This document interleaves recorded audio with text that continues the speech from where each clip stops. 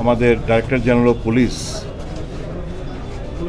অনুরাগ ধানকার সাহেব ওনার unnatural death হয়েছে on uniform. Owner office কক্ষে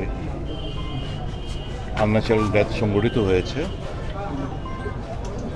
দীর্ঘদিনের সম্পর্ক, one of the finest efficient officer Tripura has ever witnessed. উনি, আমি যে এলাকায় থাকি, উনি এলাকার একজন ভোটারও বটে। তো ওনার এই ঘটনা শুনে আমরা দুজনে একটু মফস্বল ছিলাম, ছুটে এসেছি ওনাকে দেখার জন্য, সমবেদনা জ্ঞাপন করার জন্য। এই মুহূর্তে যেহেতু এটা আনন্যাচারাল ডেথ, আমাদের পক্ষে এই মুহূর্তে এর থেকে বেশি কমেন্ট করা ঠিক হবে না।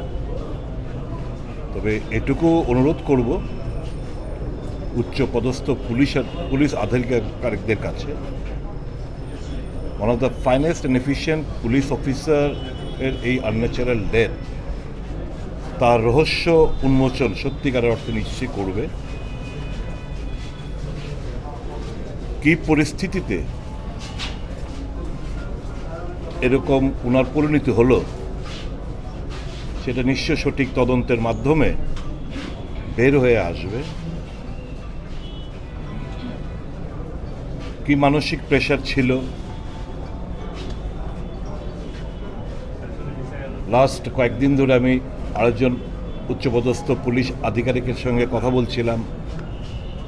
কয়েকদিন ধরেই, গত 2-3 দিন ধরে উনি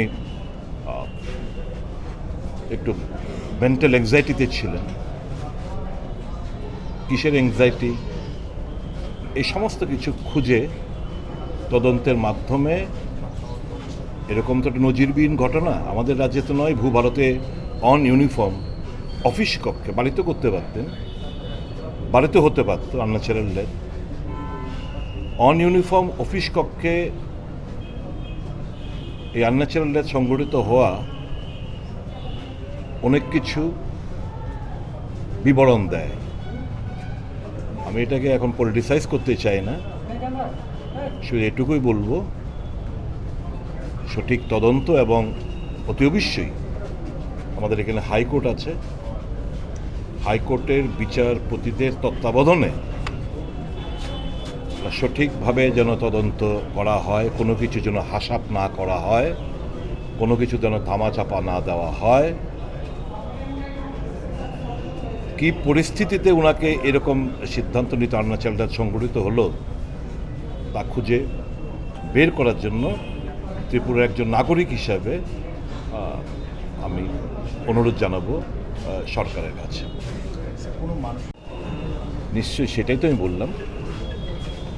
একজন उच्च पदस्थ पुलिस अधिकारी बोलছিলেন যে पिछले 2-3 दिन से बहुत दबाव में था। ये কি দবাবে ছিল সেটা বের করবে, আস্তে আস্তে তদন্তের মাধ্যমে বের করবে। শক, আমি শুনলাম যে বোধহয় কিছু বলতে চাইছিলেন উনি, ওনাকে নাকি বারণ করা হয়েছে কিছু বলার জন্য, এরকমও ঘটনা আমি নাকি শুনেছি। আমাকে আমার সভাপতি বললেন যে ভদ্রমহিলা কিছু বলতে চাইছিলেন, বলতে দেওয়া হয়নি।